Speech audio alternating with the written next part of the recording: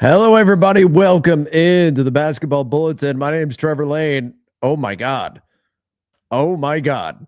The Dallas Mavericks just won the NBA draft lottery. I said it a bunch of times leading up. It would be the funniest thing that could possibly happen because it would be ultimate chaos. The Mavs get the number one pick. The Spurs get the number two pick. I'll show you guys the draft order in just a moment. Thank you guys, everybody who's joining in over here on the Basketball Bulletin. Happy to see you all here. If you haven't checked us out on YouTube yet, please do. Joining me is a very angry and very upset Donnie Freeman. Donnie, how are you doing?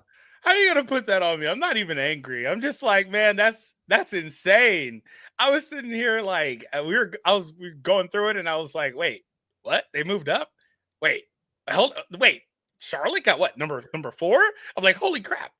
Donnie, and then you it's like said number you 3. texted me just like 5 minutes ago. You said I won't be silent. I know you're angry. You don't know. Hold on. Let me show it. Hold on. I gotta pull it up. I'll pull it up in a minute. But right. yeah, I was oh man, I just went through all the motion, man. But yeah, so for context, guys, I had texted Trevor. So I can't get it too quickly, but this is what I texted Trevor. And I quote, "I've lost all respect. Sorry. This is absolutely rigged for money or ratings. I'm not sure which. I won't be silent. Just saw it live. Sorry." And a lot of you guys know where that's from, but Trevor doesn't. I don't. So that is the Ayesha Curry 8 years was ago. that what that was? Well, I've seen that. I didn't realize that's what you were parroting there. No. I even tweeted it. I just thought it was so funny. All right. I do know that one. I didn't think any words described what happened tonight better because I was going through. I went through the entire carousel of emotions. I was like, "What?" But yeah, that was the Aisha tweet from the finals all the way back then in 2016. So, guys, I just want to ask you guys: do you think it was rigged or not? Post in the chat, comments, all that. Yeah, post us in the comment section. If you are new here and you've not checked out the Basketball Bulletin before, we are covering the entire NBA on a daily basis. Hit the subscribe button and like this video as well. It was a 1.8% chance of happening. Donnie, let me tell you this. Crazy. Whether or not it was rigged, I think this is an unmitigated, absolute disaster for the NBA.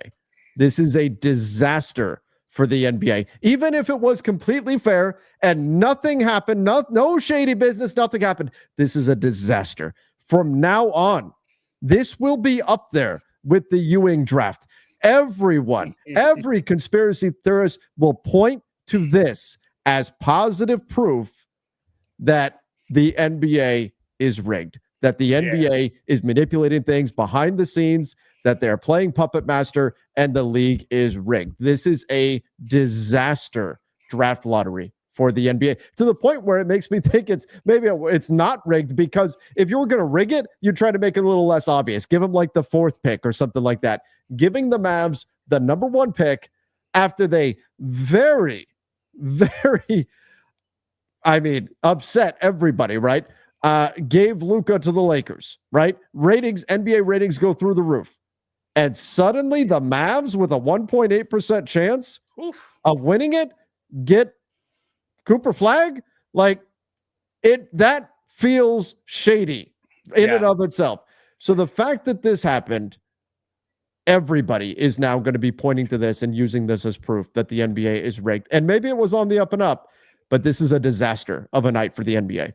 Just think how many times you had to hit sim lottery just to get this outcome on average. I got it. I actually got it a couple of times.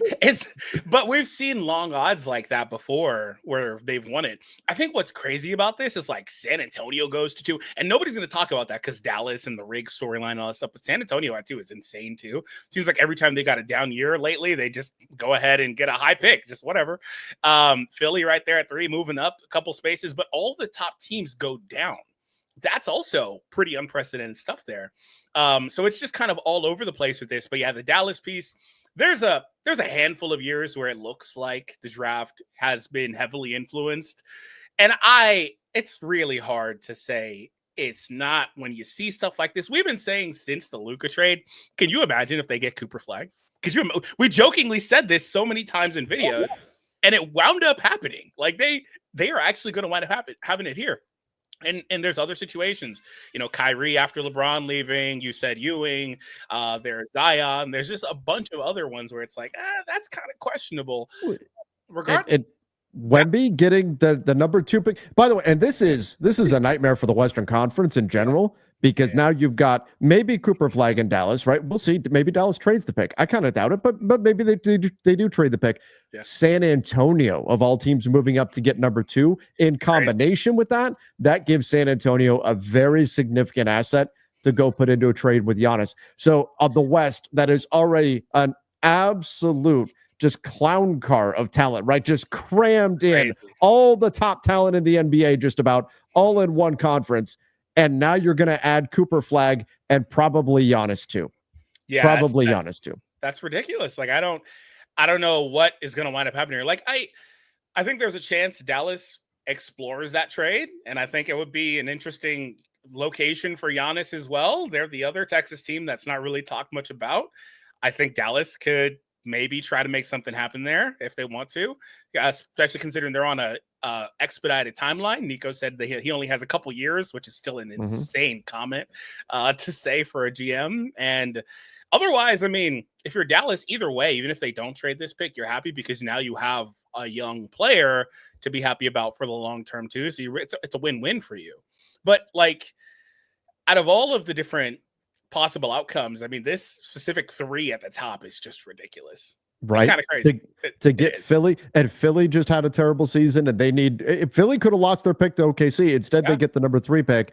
You look what happened to Utah and Washington, the 2 worst teams in the NBA. They both fell as far as they possibly could. Both of them did. How insane is that? What a gut punch to both those franchises. Charlotte, they fell as well. You look here. Don't tell me you believe it's not rigged. By the way, I appreciate the super chat. Don't tell me you believe it's not rigged. Come on, guys. Look, I've been one of the people saying, no, there's no way. They wouldn't do that. It's too big of a risk. We're talking about multi-billions of dollars over the years and years and years that we're talking about here. Well, but man, there's been some suspicious draft outcomes over the years, haven't there? Yeah, for sure. Like I was explaining that earlier. The crazy thing about it is that even if it isn't, they're leaning into it either way. They don't really care. Like if it is or it isn't, it doesn't matter. They're just leaning into it. Because I kept saying like, it's too obvious. Like, no, you can't do, like, that's the one team that can't get number 1. Yet they're the one team that did get number 1, because no other team would have had you saying, oh, rigged, except for that one team. So I don't know. If it is rigged, they don't care. They're just leaning into it. So yeah. But I'm not particularly mad for Dallas side. That's great for them. I think we need to spend a little time talking about that too. By the way, what's our all-time viewership high? I don't know, but guys, we got over 4,000, nearly 5,000 people in here. Make sure you hit that thumbs up for one and subscribe, because we do this content daily, Trevor Lane and I, here on the Basketball Bulletin, where we cover the entire league. So make sure that you do, again, hit that subscribe. Thank you, guys. Yes, yeah, hit the subscribe button over there. I know we've got a bunch of you coming in from my X account as well, and I've got that added on here, but hit the subscribe button over on the Basketball Bulletin YouTube channel. If you're not there, check it out. I already put a link up to this live show on my X account. Check us out on YouTube. We're here every single day. Keon said, fans keep saying Adam Silver saved Nico, but what if Silver told Nico to trade Luka to the Lakers? Then he'll make sure number 1 goes to Dallas. That's the exact thing that everybody is talking about, right? That this must have been the NBA playing puppet master. Luka to the Lakers, rating shot through the roof, jersey sales went crazy. Luka had the number 1 jersey in the NBA, first player in over a decade to knock off LeBron and Steph as the number 1 jersey. Everything went up from there for the NBA, and then you cap it all off with the payment of saying, thank you for giving Luka to the Lakers. We're going to give you Cooper Flag as compensation. That's the conspiracy. That's not what I'm saying. That's the conspiracy theory that everyone is going to run to from here on out. Everybody's going to be pointing to this. And I mean, everyone was already looking for a reason. Why the hell would the Mavs trade Luka? Why would they not open up the bidding to everybody else? Why would they trade Luka to begin with? Why would they trade him for a package that doesn't include Austin Reeves? Why would they trade him for a package that doesn't include doesn't include all the first round picks the Lakers can put together. Why? And no explanation ever made sense. Well, now people are going to have something to point to fill in that answer there and say, this is why. It's because the Mavs knew the number 1 pick was coming. Ah, man, that's a pretty compelling case you're making, Trevor. I mean, and on the Lucas side of it, getting a global superstar like him and your biggest brand basically is also a win for the NBA when ratings are down, supposedly, and then they tick back up in a major way and into the playoffs in a major way. You hit a lot of milestones of viewership numbers that you haven't seen in a while. So there's that. I mean, I don't know. It is what it is at this point. I mean, it's not like we're really going to go anywhere. But I did get a comment from somebody that I saw on Twitter, and they said, and I thought it was interesting. They said, why even be a fan of another team? he said, I'm a Utah fan. And this is what we're waiting for. But I still can't watch the team basically because they're garbage. Like, you're still going to support.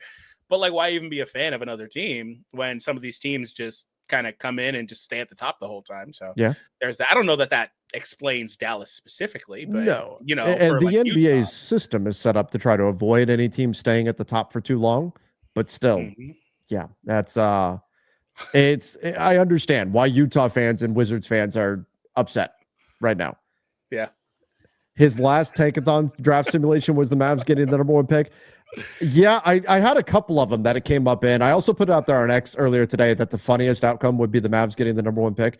I didn't mean to include the Spurs also getting. I think that's actually the more damaging thing is the Spurs getting number 2. Yeah, that's even fly worse. under the radar. Yeah, as Tanner says, bad day for Trevor. Huh? What are you talking about? This gives us stuff to talk about for months, if not years. We're going to be talking about this draft. That's not a bad day for me. Come on. Yeah. Well, I think because you spent so long saying this was the worst possible outcome. Oh, and you know what? It was. But like, yeah, but I think they would confuse that with it being a bad day. It's still a good day for you specifically. Oh, it may not be a great day for the Lakers. But, no, it's not a great day for maybe not a great day for the Lakers. I think from the NBA's perspective, it's a disaster. That's not me saying it's a disaster for me. It's a disaster for the NBA. John said, Spurs are why it's rigged. Getting old. I love their roster, but does the NBA want the NBA Patriots? Sucks for my Wolves. Yeah, Spurs. Yeah. It's what's interesting is everything in the CBA has been put in to try to avoid getting a Patriots or any type of dynasty, right? That's really, it's all about the life cycle of a team. It's about having no team at the top and no team at the bottom for any extended length of time. And yet here we go. The Spurs getting another high pick. They already got Wemby. They already got Tim Duncan. They got David Castle Robinson last year too. Yeah. And Dillingham, moved out. So they're loaded. They're ready to go. The Spurs now, depending on what they do with this number 2 pick, add just about every team in the West now is going to be a playoff caliber team. That's just what it's going to be heading into next season. That's how it was already this year, right? Like they're all just damn near all of them playoff teams already. So that's why like you got a situation where like for the Lakers, they had 50 wins and the Wolves had 49. And it's like, oh, this is a 3-6 matchup. It's not though, because it is technically, but these teams aren't very far apart. Like these teams are all like equivalent or extremely good. That's why, there's so much competition and you feel like it's pretty open. Like any team could come out of the West. We have been saying that all year long, but yeah, the Spurs getting another super duper hype. They got the 2nd overall pick. I thought they were going to go number 1, but they went number 2. Would you be more mad if it was the Spurs or Dallas that got number 1? The Spurs. Yeah. That's probably. Do you think there's which team do you think has a higher chance of keeping this pick between those two, if depending who landed there? I think, I think the Spurs would keep it because the idea of Cooper Flag and Wemby long term next to each other is too enticing. Yeah. But I think the Mavs very well could trade this pick because if they can get into the Giannis, I think the Spurs will try to as well get into the Giannis mix. But if the Mavs could turn this pick into Giannis and put AD and Giannis next to each other, they could go contend right now. Plus Kyrie gets back in January or something there. And there you go. And we already know that Nico's talked about this, this short term goal for him of his. Defense wins champions. Exactly. And Giannis is a great defensive player. Now, Cooper Flag is a great defensive player too. I don't think there's a bad outcome here for Dallas. If you get Cooper Flag, you get Cooper Flag and you're great. But I think they can very easily get into the Giannis conversation now by dangling the number 1 pick. Well, how do you think AD feels about it either way? Do you think he would want them to keep Cooper or look to get Giannis? As long as AD doesn't have to play center all the time. Well, that was going to be my next question. That's going to be my next question because he's going to go back. He's going to have in either result, right? Like, he's going to have to, which also has a trickle down. Now that they got number 1, Gafford wants starting center money. You're going to have to play Lively. Bye Gafford. Cooper, like there's a crunch. And then you also have other guys like Washington. There's a crunch here with just too many bigs. So I think Gafford gets moved more. Yeah. I think he gets moved more. Whether it's Giannis, whether it's Cooper Flag, you've already got Lively, you've got Anthony Davis. You're going to add Cooper Flag or Giannis or whoever who's going to play the 4. You don't need Gafford. I heard Keith saying AD's got to play the 3 at this point, right? Either that or the 5. He just sorry, AD, you're back to the 5. I think for him though, it really, if he doesn't have to play 95% or 100% of his minutes at the 5, he's fine. But maybe it's more of a 50-50 or 60-40 split. But yeah, it's probably likely. They've got too many bigs now. When you factor in they're going to get Cooper, any chance they go for somebody else like Bailey or Harper or? I don't think so. I don't think so. This is the Cooper Flag draft. I think they're going Cooper Flag for sure. Yeah, I think you have to. You got to go with the available. But I'm just like talking myself into like, God, they just got so many of these same guys. Like, Yeah. But they're gonna have to make some decisions for sure. Let's go here. Oh, somebody said Austin Reeves for the number 1 pick. That's never happening. No team would ever do that. Trade the number 1 pick. DWS said no more West versus East. We need 1 through 16 playoff seeding. The problem is the owners have to vote, and I believe you need a 2/3 majority vote in order to make it happen, and in order to change the CBA. And all of the East teams are going to vote no. Yeah. So it's not going to happen. That's the problem. And if it ever does flip, because it's been decades now that the West has been significantly better than the East, even if that flips, say 10 years from now, great, then all the West owners are going to vote no, right? So that's the problem with getting rid of conferences and seeding 1 through 16. Every single team in the East will not want to give up the advantage that comes with being in the Eastern Conference. They are going to vote no on it. And so they're not going to allow that to happen. Yeah, I agree with you. The chat is kind of weighing in on our previous talking point about the positions of the Mavs and saying that Cooper could go to the 3. Do you see that? Yeah, I think realistically, like Keith was joking, but it would be more Cooper Flag would probably be nominally the bottom line is you would have a ton of size and length out there on the court with Cooper Flag, Anthony Davis, Derek Lively. It's insane. I personally thought of him more as a power forward, but I think he's got the 2-way ability to be a 3 if you need him to. He may even project to be more of like a 3 out there as well at like 6'9", small ball 4, whatever, small ball 5. So yeah, that could be interesting. All right, let's get into a few more comments here. Again, we just wanted to react here live to everything and what's going on right now. People are obviously not happy. David says the NBA is essentially WWE. The question is that this is deeper, but if they're rigging this, are they rigging championships? I've always had the stance that it's hard to rig when the ball goes through the basket, but then people say magnet ball, so I don't. Whatever. Right. Well, I mean, people will go back and they'll say, what was it? 2001 Lakers Kings was rigged. Man. Or, you got to go back 25 years or 24 years. Yep. NBA won't allow the Mavs to ship Flag to a small market Milwaukee. It's a fair point. If we do believe that this is rigged, right? And part of Cooper Flag to Dallas is keeping a large market team in Dallas engaged. You probably don't want Cooper Flag going to a small market, right? Yeah, that's probably true. If I'm Dallas, though, and I mean, like I said, I think it's a win-win either way, obviously, to get somebody like that and have him, all that stuff. But other than that, I mean, if I wanted to get Giannis, I'm going to get Giannis.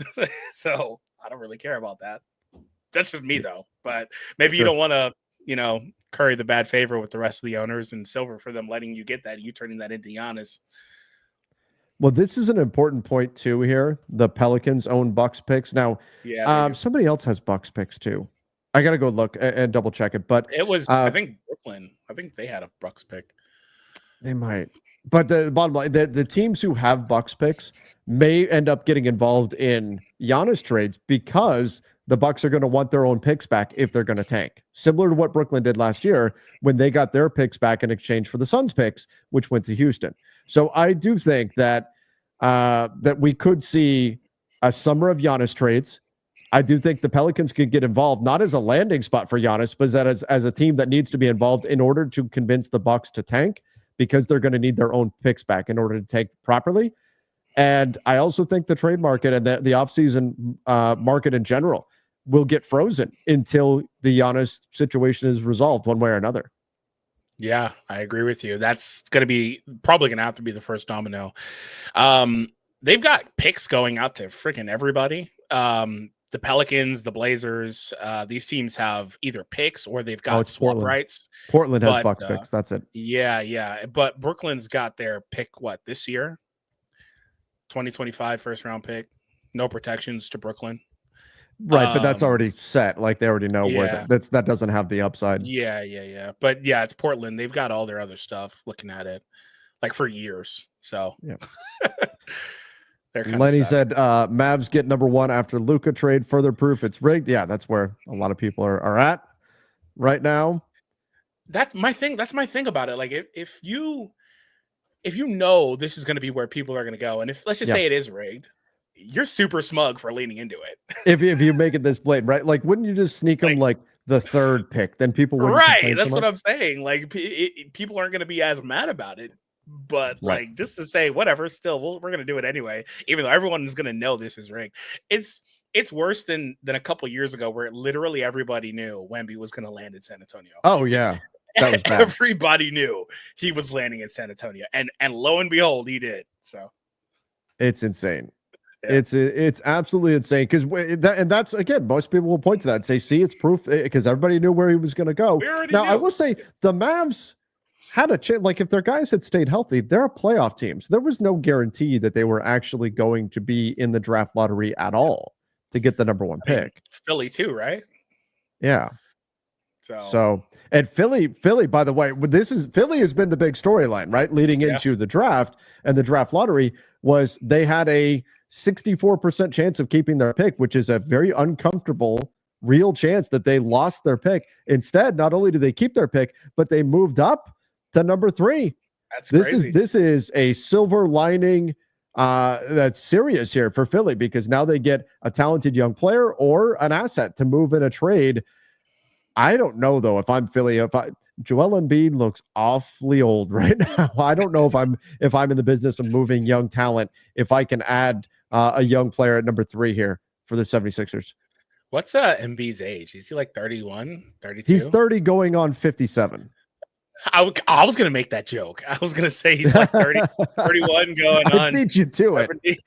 Yeah, he's an old 31, man. He's constantly injured. I'm so terrified of the last year or two of that deal he has. I'm terrified of it. But if you're Philly, you've maybe got a chance here. You can't really pivot away from Embiid so much, but you may want to do the 2-timeline thing. Keep this pick, of course. Develop this player. Keep developing Maxey, and maybe you've got your duo for the future behind Embiid as well. Yeah, and you've got McCain is already there. Remember, he was great. He was going to be rookie of the year, and then he obviously got hurt. But you've got Maxey, you've got McCain. Now you've got the number 3 pick. Things suddenly looking up in Philly. Man, let me ask you this, Donnie. Does Philly try to trade Embiid and Paul George? I don't know if they can. I don't know if they can get much for them, but I think this opens up the possibility. That's not a bad option, I don't think, for Philly. I got to look at their future draft capital, but you've got some serious young talent now. Yeah. I mean, it's hard to say to trade the MVP a couple years ago. I don't really care about PG. They shouldn't have signed him in the first place. That was just desperation, really, is what that was. But anyway, it's kind of hard to say it on Embiid, and who knows? I mean, he was already saying he would never play back-to-backs again in his career. That's terrifying. So it's really hard to say what you're going to do with him. But if anybody's going to bite on those guys, particularly PG, I think you should probably consider it. So Philly, their draft capital is encumbered. There's no question. Their pick is 1 through 4 protected now next year to OKC. The year after that is the same if that protection kicks in. 2028, their pick is 1 through 8 protected.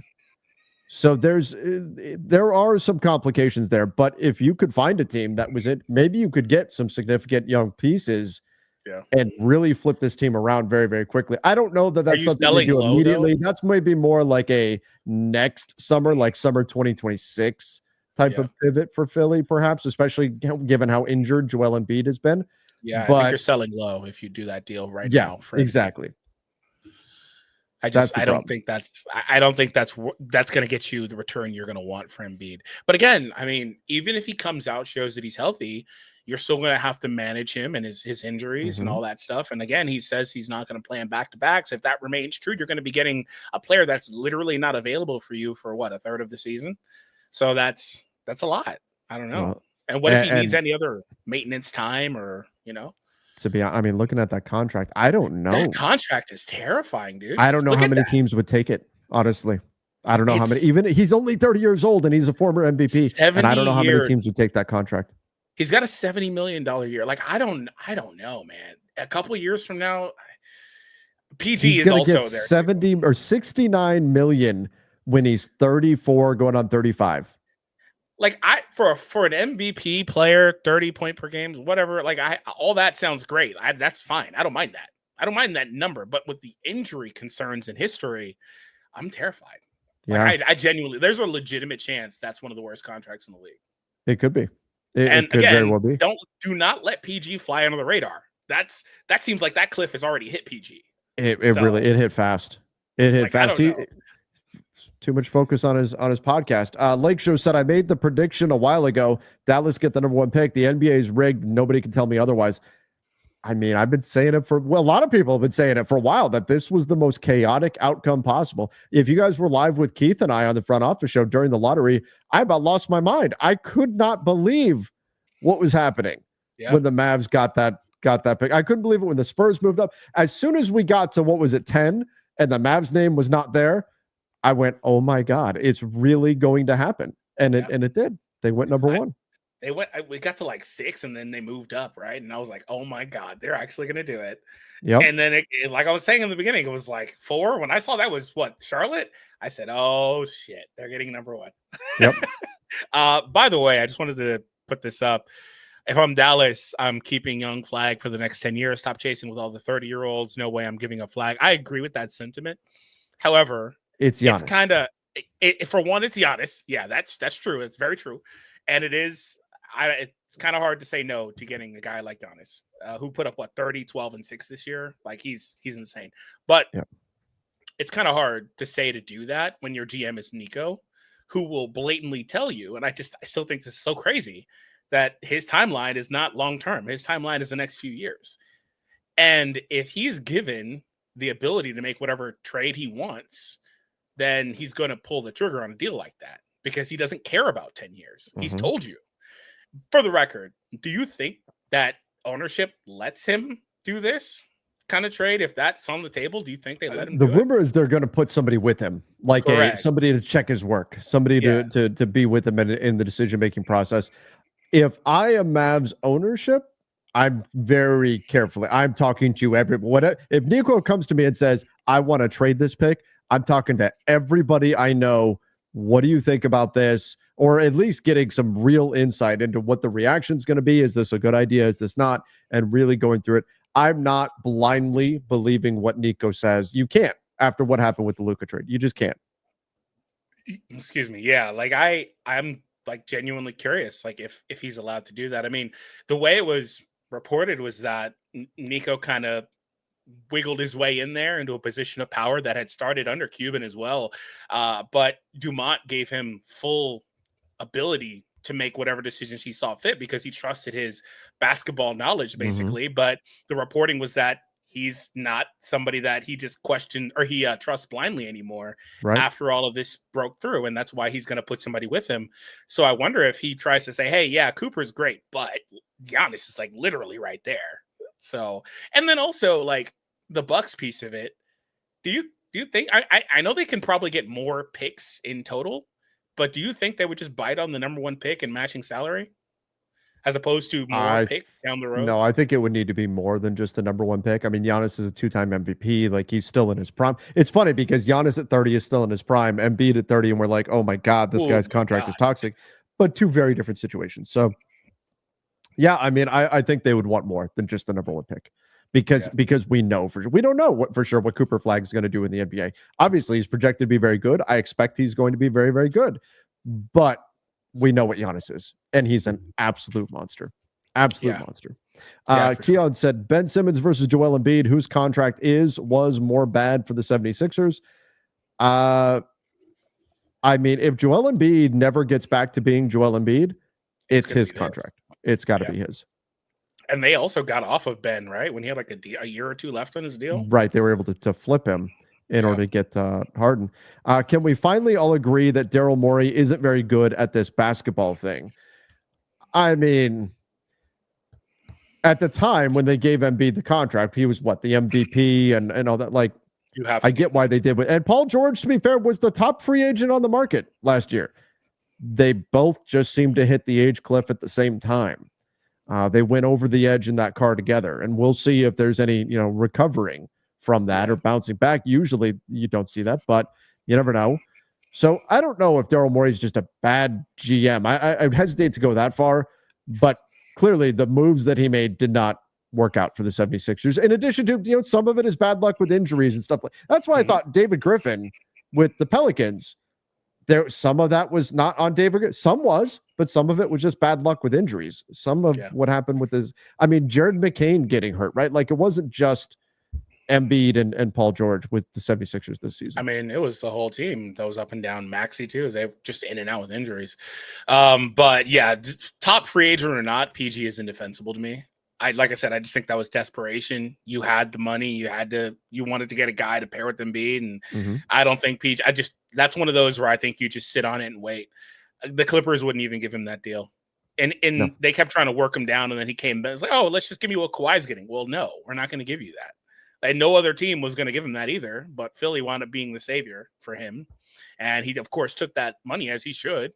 But if you're Philly, I just don't think you offer that deal. I don't think you had to. Once again, everybody, hit the like button for us. And don't forget, if you are here, you're not subscribed yet to the channel, do subscribe. Chris said it's always been rigged. They don't need to be discreet. People will watch anyways. That's what I said. We were going to watch anyway. So whatever. That's fair. Whatever. Braun admitted it's rigged. Cavs and LeBron. Cavs got LeBron. Chicago got Derrick Rose. Did you see LeBron's response on X? Just all the laughing emojis? I did not, but I know he thinks it's super rigged because of the stuff like this. I mean, you can mention those two, but there's been several instances like we talked about earlier where it's like, that's kind of sketchy. How did so-and-so get him? Especially when they have the really long odds to get him. Right. And there's been a number of chances and it just happens, right?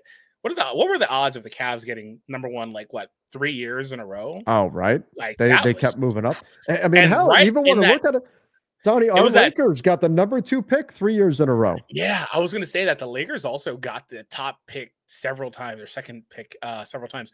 But it was in that stretch where LeBron was gone. They immediately started getting one. Like, what the? And then it wasn't just one. They had 4 and stuff like that where they got Deion Waiters and Tristan Thompson. Like, they were getting a bunch of high picks. And it's like, yeah, you've got the one of the worst records and things like that, but just the odds are just crazy, especially that first year, right? Yeah. And then Zion after AD is traded is just like, oh my God, that one screams. And it's the same exact situation as this. Ironically, AD's involved twice, but it's the exact same situation as this, except obviously Luka is Luka. But yeah, it's just kind of crazy. And let's go here. If the Spurs trade for Giannis, are they the championship favorite? Giannis and Wemby will be scary. Nobody can score on that team and nobody can guard them. I wouldn't make them immediately the championship favorite because nobody's seen them on the court and seen them actually work together. But if they hit their ceiling, absolutely, they could win a championship if they got Giannis. Oh, They now that's whole. I guess let me pull that back a little bit. They would have to add the right pieces around those guys. Like we're talking about veterans who know how to win in big game situations, things like that. There's more to just Giannis and Wemby. Like, but if you were to follow through with that and build out the requisite roster around those two guys, yes, that could very easily be a championship foundation that I think the Spurs could get the pieces this summer, and then they're off and running. Yeah, I think any team Giannis could go to with a few other pieces around is a championship contender. I think he just needed a healthy star on his team, and I think in the East, in Milwaukee, he would have. Like if he had somebody just a smidge better than Dame that was a little bit more healthy and reliable for him, I think he would have been pretty good, well off this year. Lakers got 2-3 years in a row, but it ended up with D'Lo and Ball. Yep, and Brandon Ingram. Disappointing results, definitely. You got to get the guy, right? It's not just getting the top pick. It's when you get it. Think about it. Yeah. You're Atlanta. And Zach Reese-O'Shea is just fine, right? He is. I like Zach Reese-O'Shea. But think about it. You got the number 1 pick in between Wemby and Flag. And you got Zach Reese-O'Shea, who could wind up being a very good rotation player. He's got upside and all of that. He ain't Wemby and he ain't Cooper Flag. And you got the number 1 pick there. You get the number 1 pick the year before, you get the number 1 pick the year after, your franchise's whole future has changed. Instead, you got a guy who's going to be a good rotation player for you for the foreseeable future. Sometimes it's not just getting the top pick, it's when you get that pick. Yeah, that's absolutely it. You've got to get the right year. And then also, even if you don't get number 1, like if you get number 2 or 3, you've got to still select the right guy. You know, we operate in hindsight where it's like, oh, so-and-so turned out to be a really good pick.